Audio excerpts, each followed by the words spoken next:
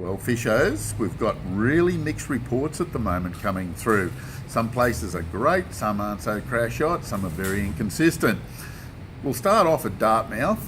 We're still getting plenty of yabbies down there. Maso tells me it's pretty good, but the fishing for trout is a little bit on the slower side. They're getting some good trout down deep, but early in the mornings, just flatlining will do the job, but not consistent catches and not a lot of fish. But it's worth a bit of a run down there just to get some yabbies.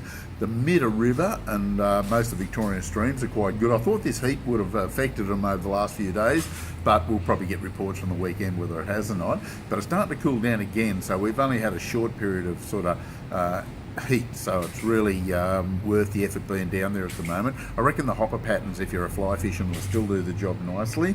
Also drifting worms, and of course your little spinners like seltzers and what have you will cover it. Hume Weir, even though there's a bit of an algae warning going through there, it doesn't seem to be too bad at the Hume Weir. The redfin seem to be pretty well non-existent at the moment, getting a few here and there. The fishing I would call fair and only just fair at the Hume Weir. There is a few yellowbelly getting caught on the troll. Haven't heard of too many people using the black soft plastic technique at the moment, but I reckon that's where the answer will be. I think you'll pick up some really good results. Around that Boner area will cover the options pretty well. Getting good reports from Mulwala. The surface lure fishing seems to have gone a little bit on the quieter side, but they're still getting plenty on the traditional methods, trolling hard bodies, trolling spinnerbaits, that sort of thing. A bit of algae through there, but again, it doesn't look too bad. But as long as you don't go swimming in it or drinking it, not that you would anyway, I don't think you'll have any issues there.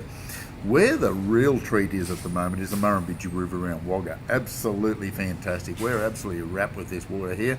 It's good, clean, clear water. Plenty of cod getting caught. A few yellers. The water's clear enough to spin, plenty clear enough to spin.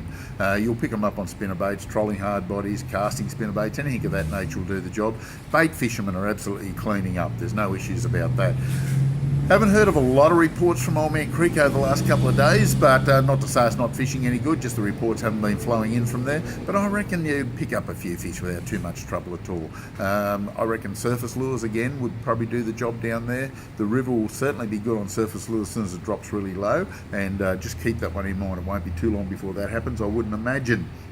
Compleat River's been low for the last week or so it should be excellent fishing up there. Anyone into fly, lure or bait doesn't seem to matter. You'll get some very nice trout out of the Compleat River.